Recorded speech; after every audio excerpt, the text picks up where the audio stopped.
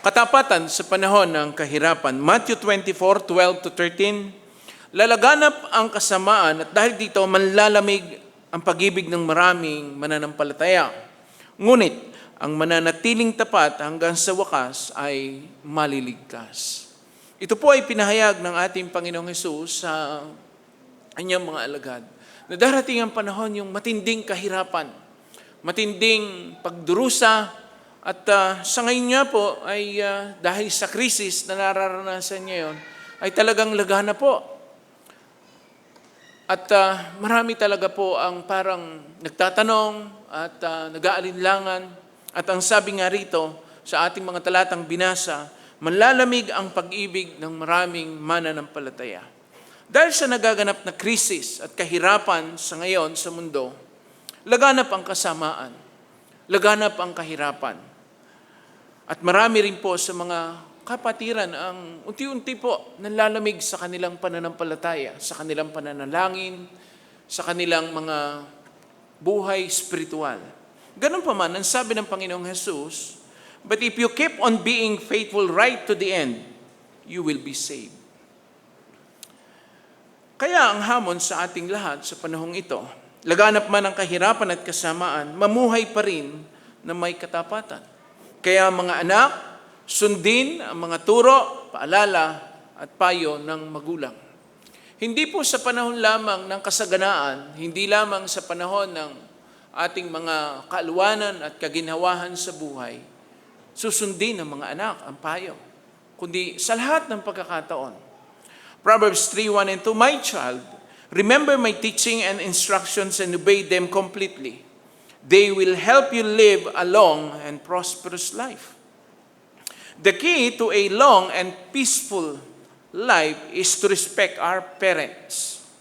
Akala natin, lalo na sa mga anak, akala natin kapag tayo nakatapos ng pag-aaral, nagkaroon na ng hanap buhay, naging maayos na ang buhay, yun na yung simula ng ating kasaganaan.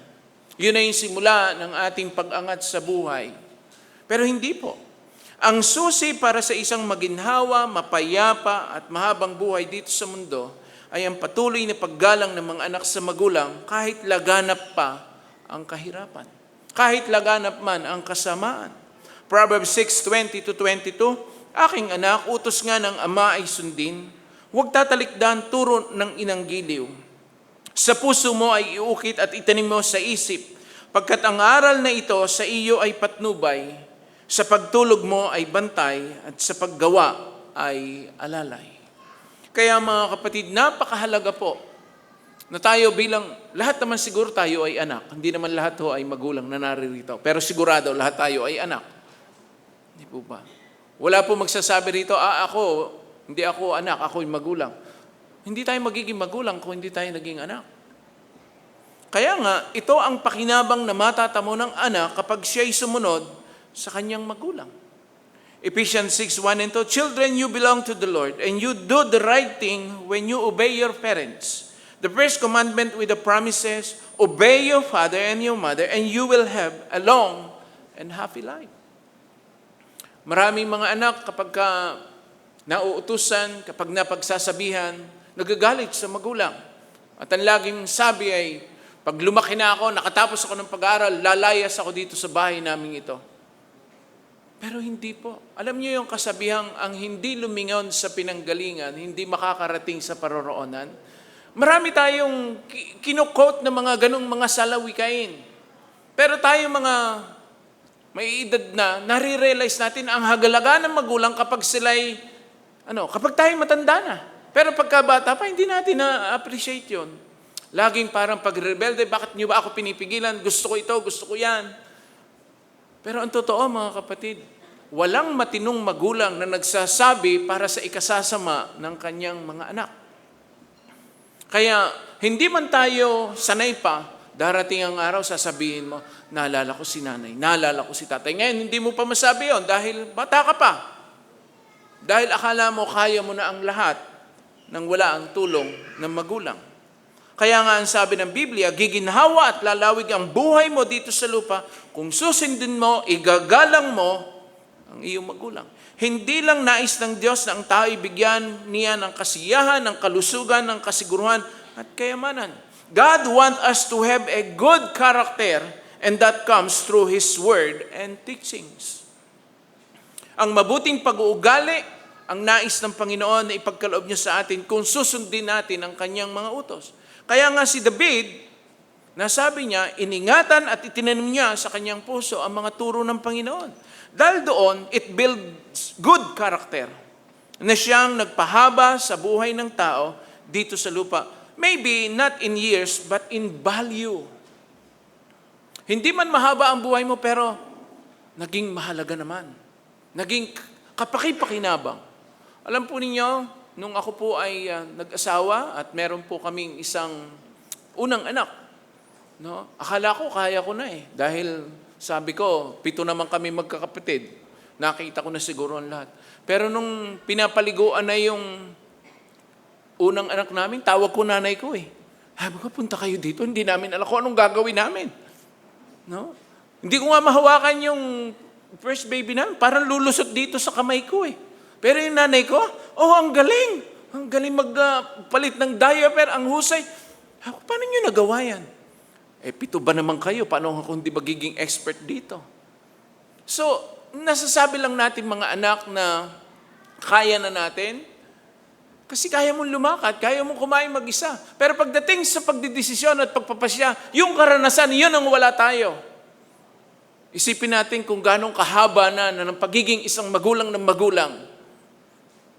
Katapos ikaw ngayon pala nagpapasimula, nakatapos ka lang ng grade 6, akala mo kung sino ka na. Akala mo ang husay-husay mo na. Hindi ganun ang buhay. Kaya nga, hindi po dahilan ng kahirapan para hindi sundin ang magulang. At ang pagiging magulang, ay hanggang sa tayo po ay matanda na. Kahit nga may manugang na Hindi po ba? Minsan nga po, meron akong nakasabay sa bus. Nung araw po, ang bus po ay ordinary, hindi aircon. May kasama siyang isang anak na may apo. Noon po, hindi pa uso ang diaper, lampin pa lang. Mukhang nag-aalburuto yung bata dahil yung lampin, kung anong meron na. Ang galing nung nanay, nasa bus, winawasiwas ng bus yung sasakyan Ang galing niya magpalit ng lampin. Ay yung anak, nakatungangan ganyan, hindi niya alam kung anong gagawin niya. So mga kapatid, sundin. Siguro sa alam, sa karunungan, higit tayo kasi maraming mga magulang kahit nung araw, hindi naman nakapagtapos ng formal education. Pero pagdating sa karanasan, talo tayo. Kahit na ikaw ay may PhD pa. Tandaan natin yun. Laganap man ang kahirapan at kasamaan, mamuhay pa rin ang may katapatan. So we should value love and faithfulness. Proverbs 3:3-4. Let love and loyalty always show a necklace. And write them in your mind. God and people will like you and consider you success. Ang sinasabi rito, ikwintas mo sa iyong liig yung pagiging mapagmahal at pagiging tapat upang kagiliwang ka ng Diyos at ng iyong kapwa. When we love without commitment, we're like a kite without a string. Ang tao daw po na walang katapatan sa kanyang pag-ibig ay para pong saranggola na walang tali. Meron ba sa inyo nagsasaranggola na walang tali? Basta mo lang pinalipad. Then, kung taas na, ang ganda, layo na. Hindi po. Lahat ng nagsasaranggola, I don't know kung alam niyo pa ang saranggola. Kung may nagsasaranggola pa yata ngayon, o wala na. Di ba? Hindi natin alam. Akala at iniisip na iba, the way to be popular and to be well-known is good looks, intelligence, and ability. Pero ang sabi ng talatang ating binasa, the qualities of love and loyalty are the key to lasting popularity. Bakit po? Ang example po, saranggola Di ba? Ang saranggola, lagi mo siyang pinagmamasdan sa itaas. Pero gumaganda po ang lipad doon sa saranggola kapag hawak mo pa rin palagi yung tali niya.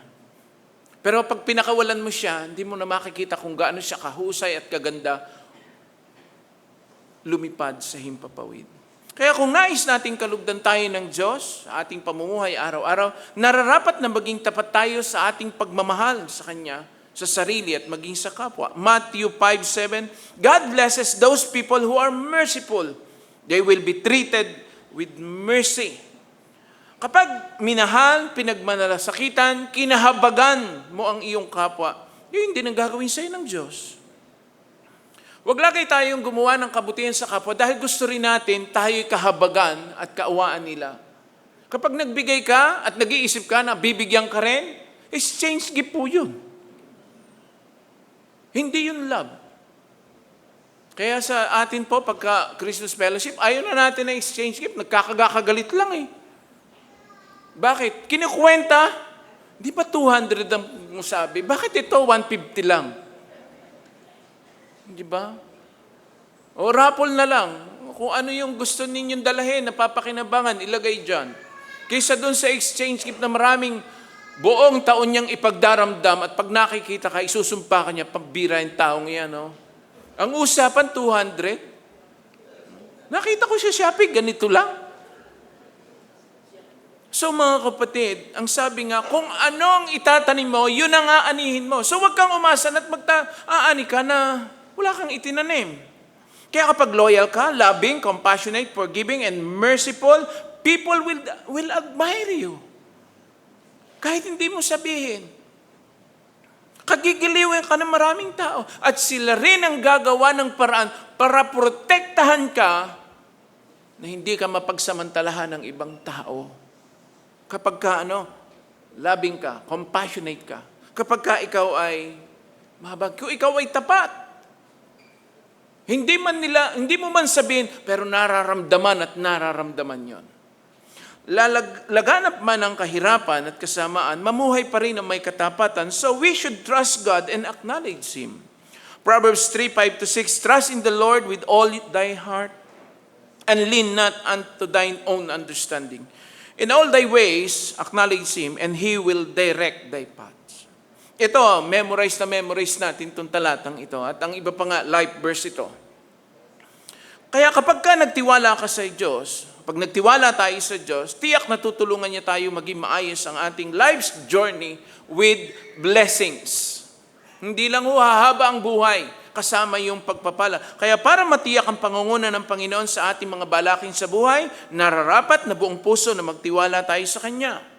Psalm 37:3-7, umasa ka sa Diyos ang mabuti gawin at mananahang kang ligtas sa lupain. Sa Diyos mo hanapin ang kaligayahan at ang pangarap mo ay iyong makakamtan. Ang iyong sarili sa Diyos mo ilagak, pag nagtiwala kay tutulungang ganap. Ang kabutihan mo ay magliliwanag katulad ng araw kung tanghaling tapat. Sa harap ng Diyos ay pumanatag ka, maging matyagang, maghintay sa Kanya. Kaya para matiyak ang pangunguna ng Panginoon sa ating mga balakin sa buhay, laging i-acknowledge ang pangunguna niya sa bawat plano ng buhay at huwag na huwag ipangahas ang munting nalalaman. Proverbs 28:26, it is foolish to follow your own opinions. Be safe and follow the teachings of wiser people. Ituturing daw pong mangmang ang taong sobra ang tiwala sa sarili, sa kanyang sariling kakayanan at sa munti niyang nalalaman. Kahit na sabing mataas pa ang kanyang pinag-aralan. Ngunit malalayo sa kapahamakan ang taong marunong sumunod sa mabuting paalala, sa mabuting payo. So, do we involve the Lord in our decision making? Kasama ba siya lagi sa ating mga pagpapasya?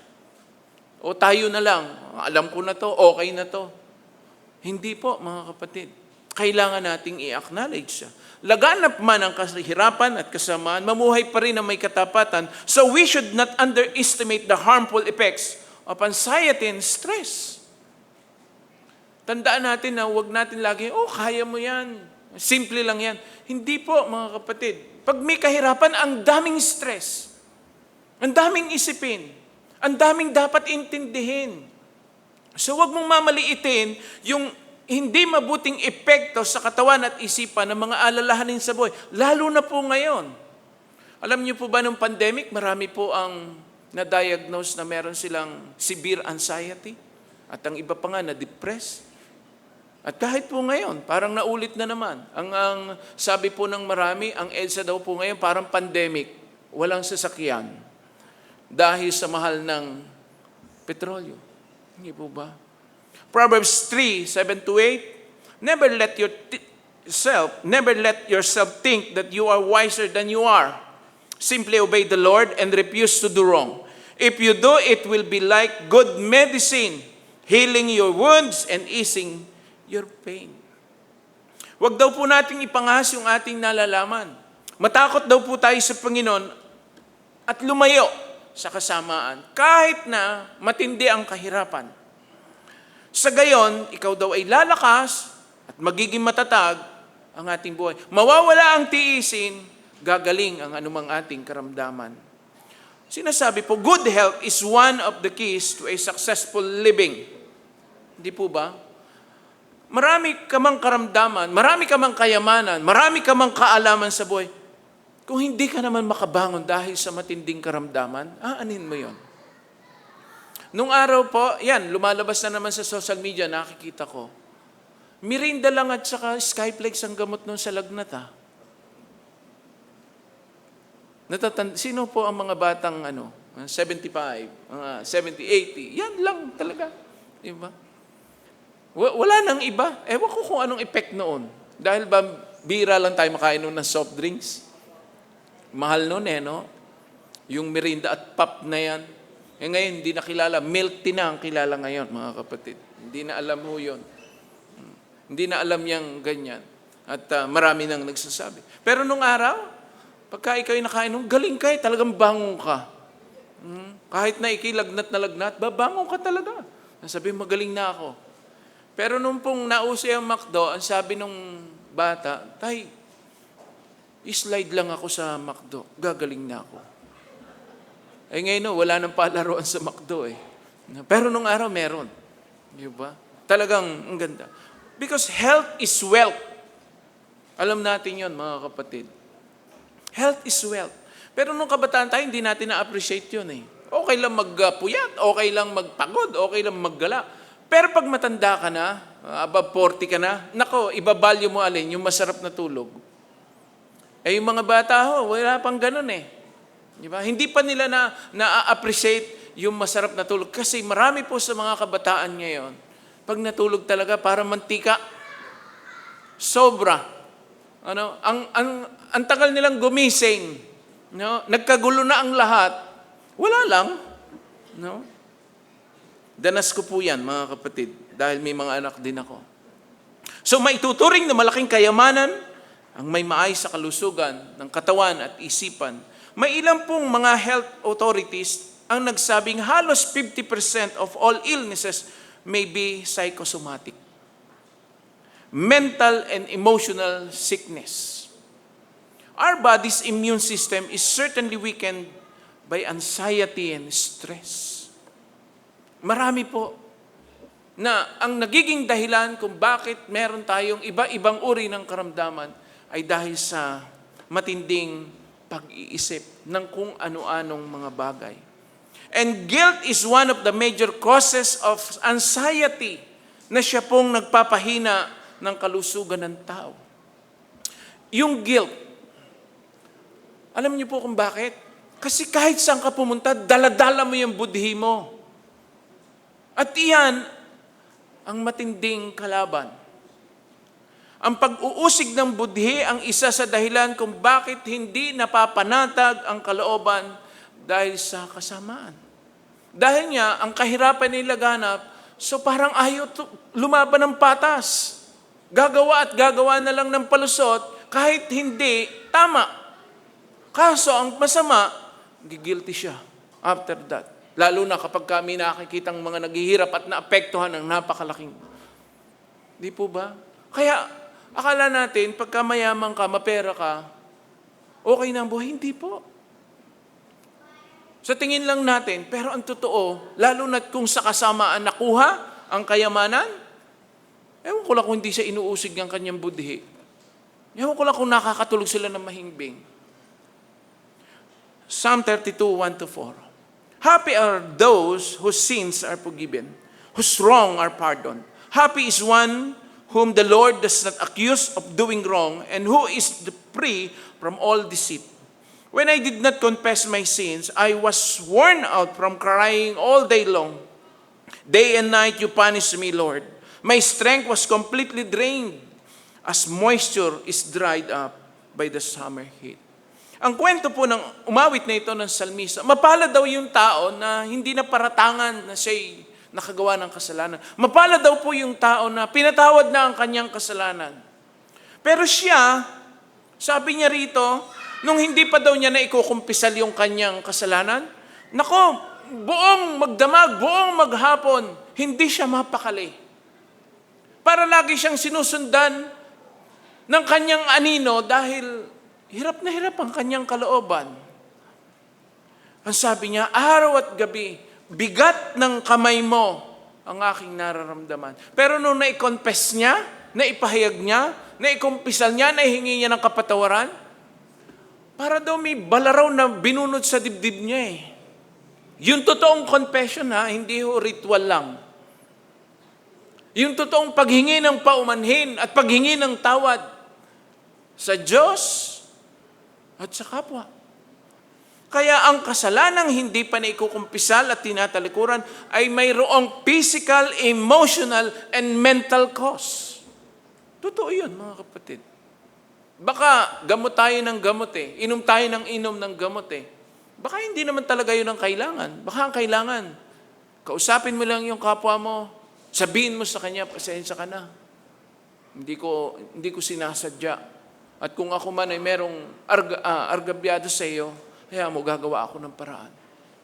At alam niyo mga kapatid, yun ang isa sa nakakapag-alis ng ating mga alalahanin sa buhay.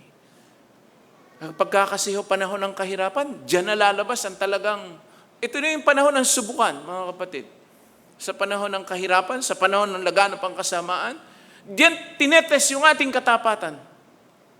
At yon ay napakalaga. Kaya ang hamon sa ating lahat, matakot sa Diyos at lumayo sa kasamaan, we will be freed from anxiety, stress, and many diseases.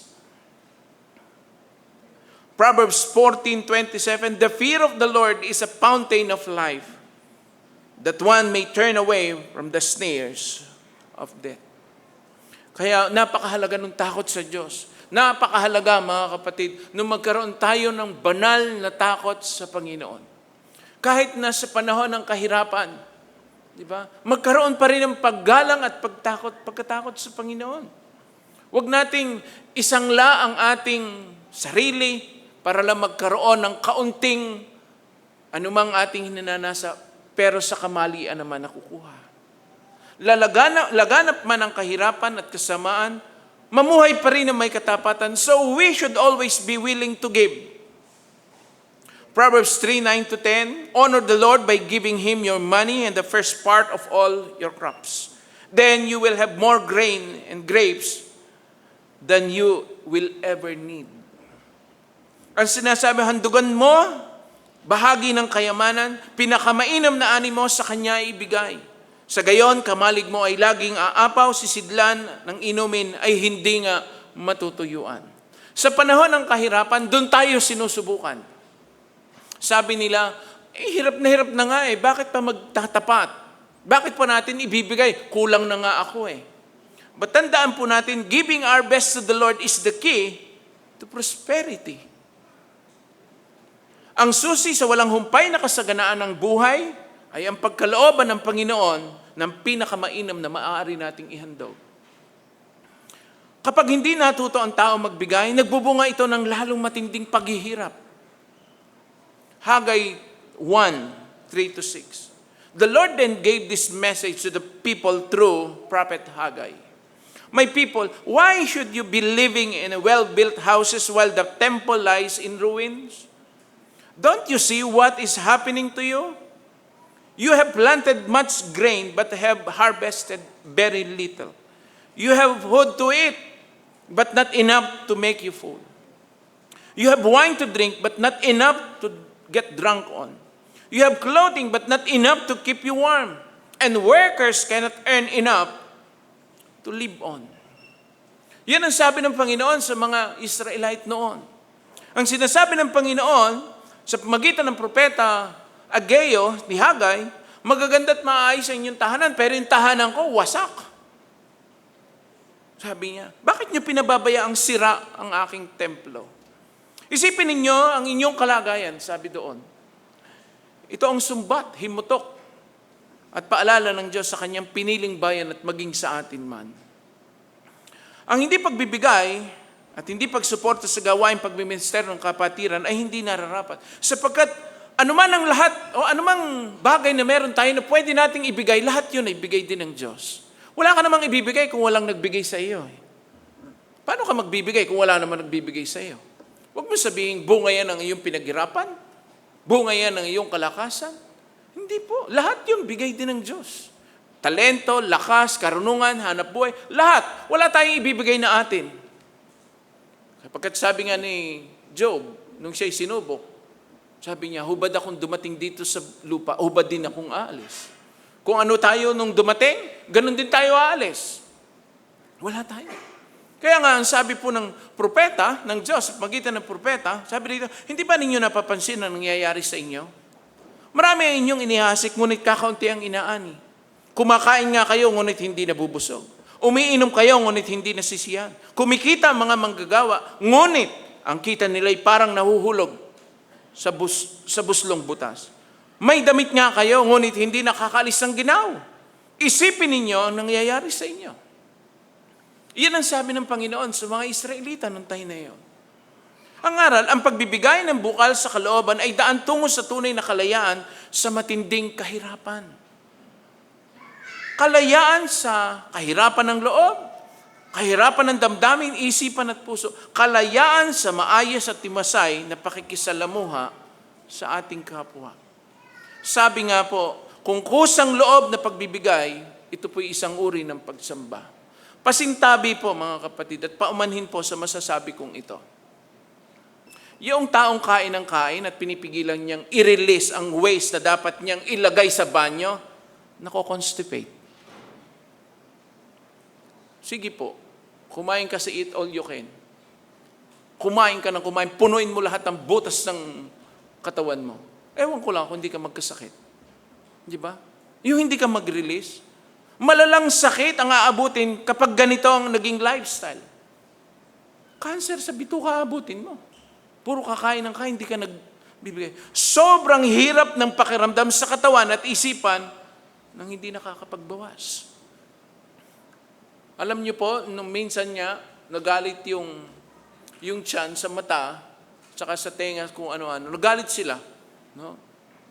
Kasi sabi nung mata, ikaw naman, ganito, ganyan. Ang dami nilang reklamo. Ginawa nung tiyan, hindi niya inirelease yung lahat ng kinakain ng kanyang bibig. Sabi nung mata, tiyan, maglabas ka na. Hindi na ako makakita. Nabibingi na ako. Kasi pinigilan niyang mag-release.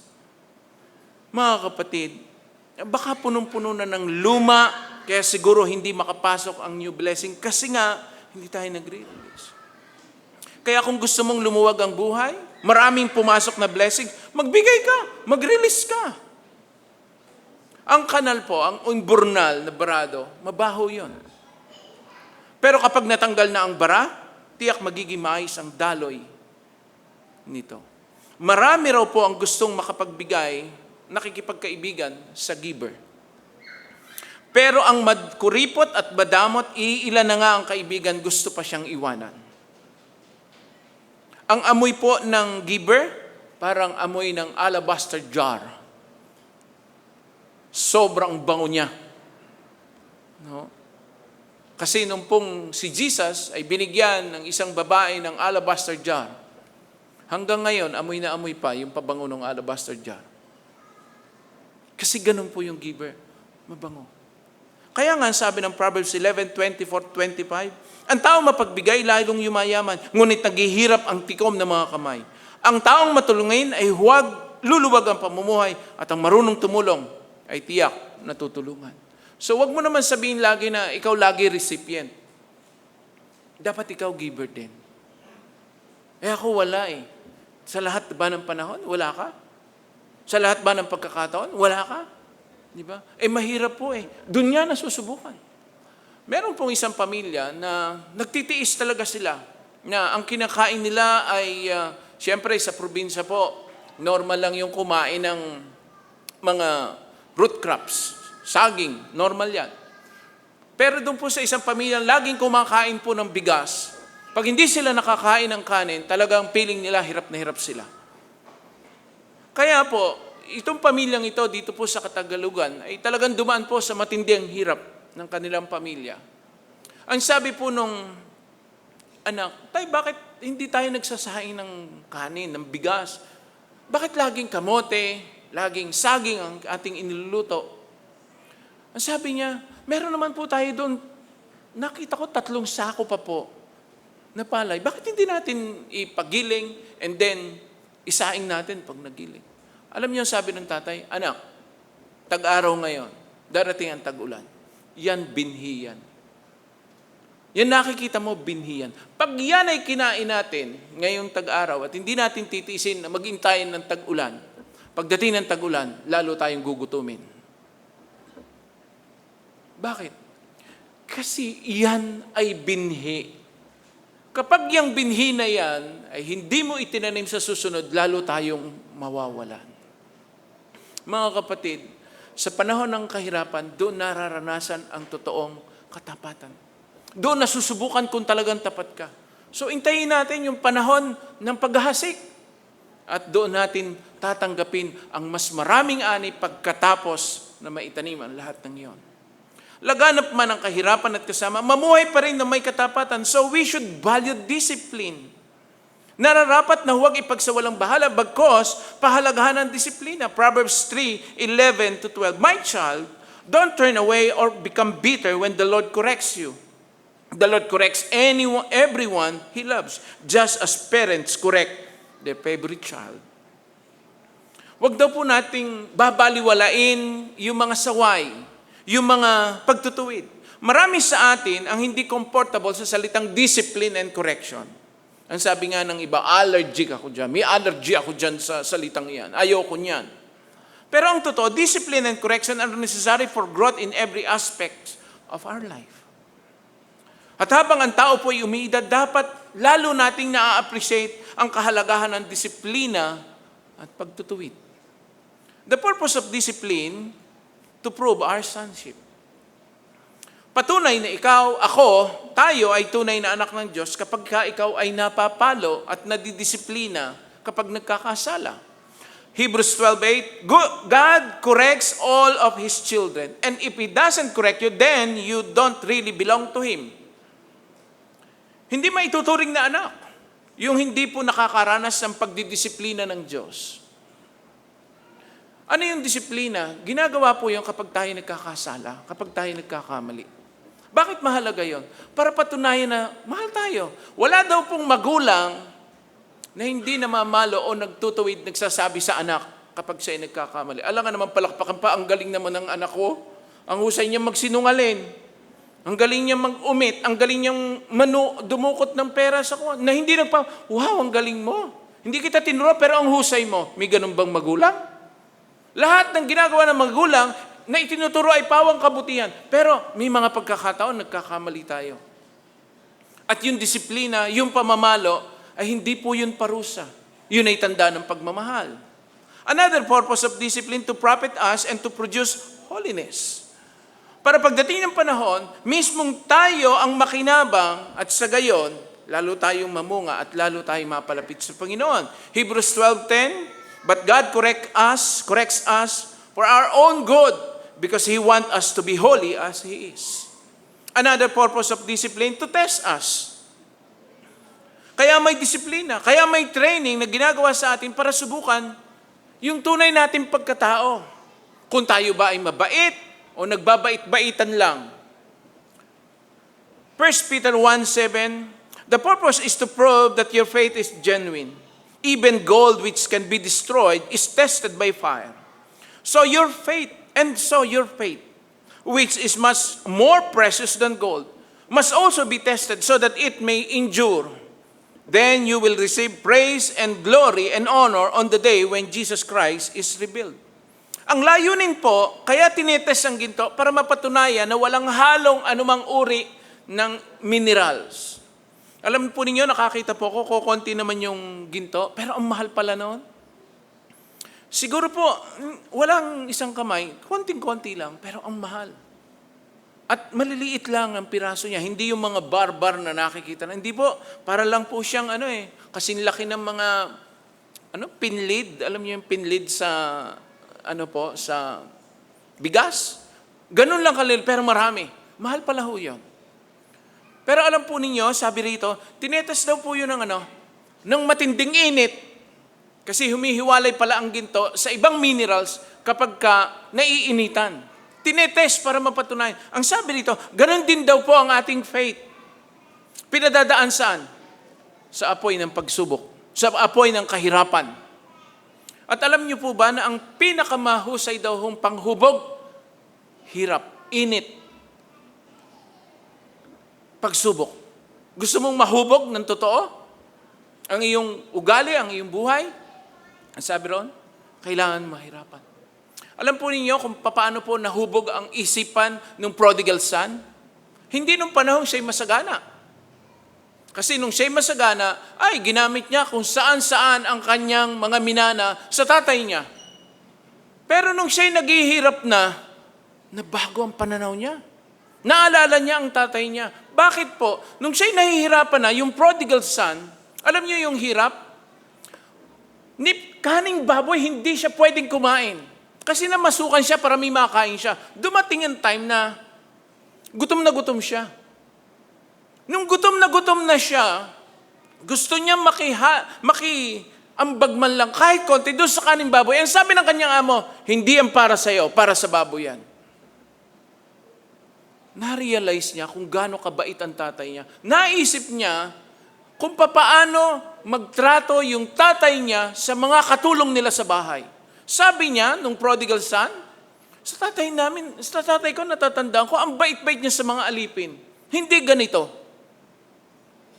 Ganito gagawin ko. Nag-rehearse pa siya. Ni-rehearse niya kung anong sasabihin niya. Ganito ang sasabihin. Pupunta ako sa tatay ko, sasabihin ko sa kanya, Ama, nagkasala ako sa Diyos at nagkasala ako sa inyo.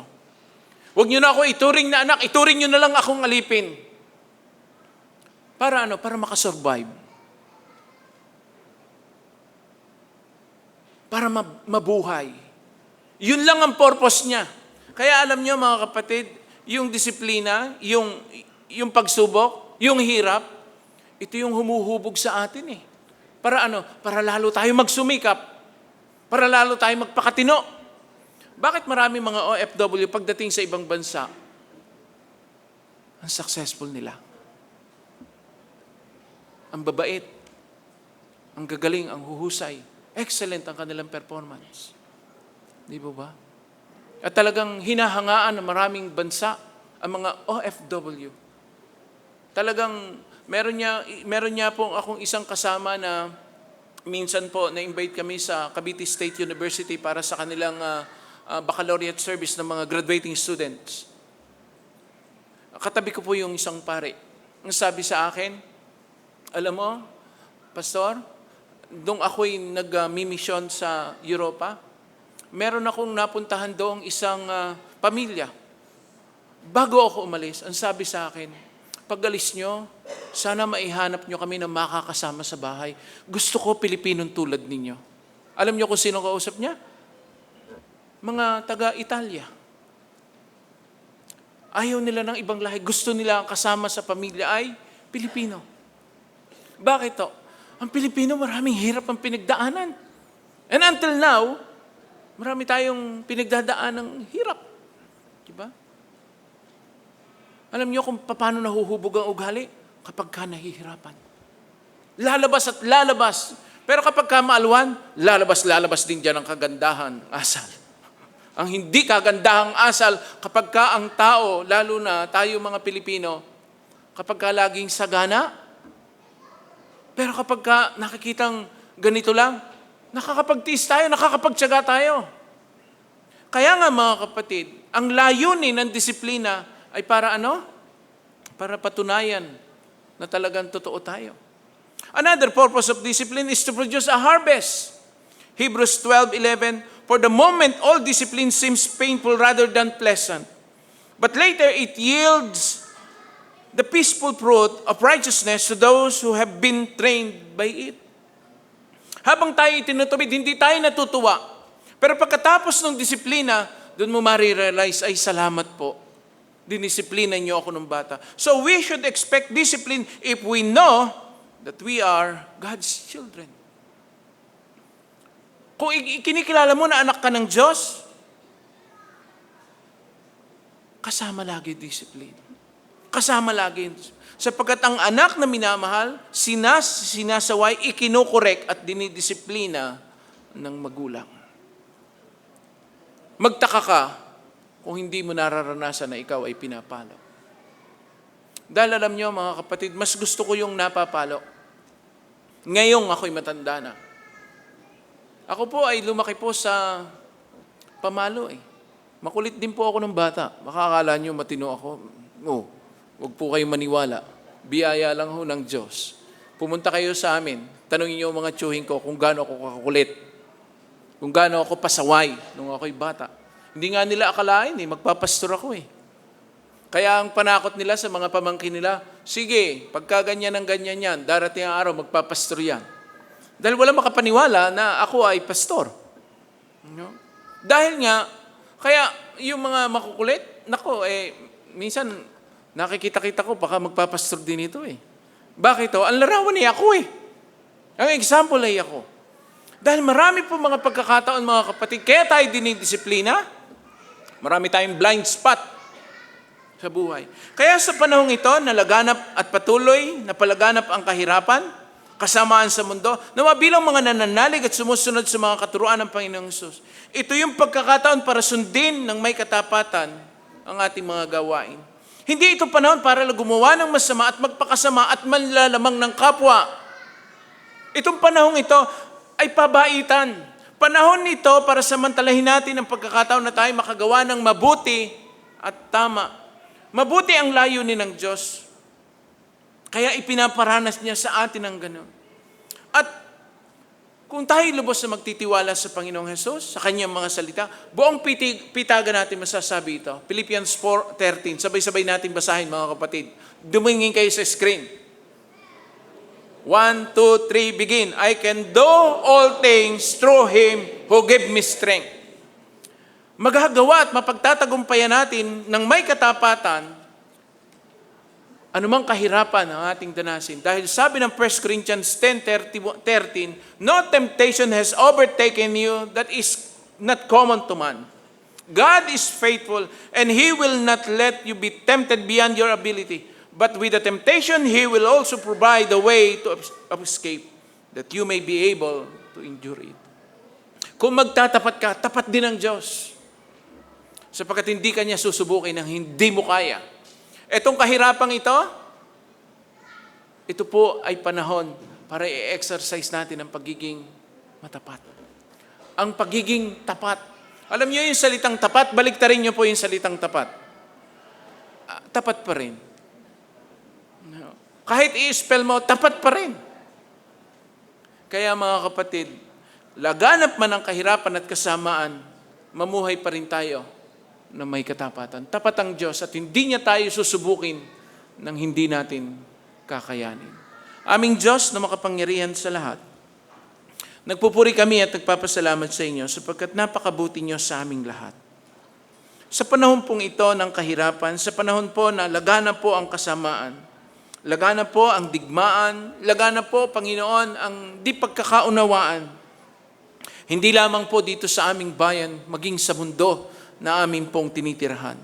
Ang hiling ko't dalangin, Panginoon, patuloy na ilagay niyo po sa aming puso at lagi niyo pong ipaalala sa amin, Panginoon, ang kahalagahan ng inyong mga salita. Ang kahalagahan ng iyong pagmamahal sa amin. Ang kahalagahan, Panginoon, ng buhay na meron kami na ibinigay ninyo. Ito po'y pagsubok lamang para lumabas ang totoong puso namin at maging tapat sa inyo sapagkat kayo ay tapat sa amin. Pagpalain niyo po kami, aming Panginoon. Pangunahan niyo kami, gabayan niyo kami, samahan niyo kami, aming Diyos.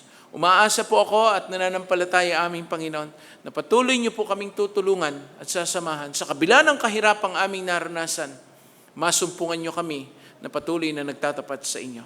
Ito po ang aming dalangin sa pangalan ng Panginoong Jesus. Amen.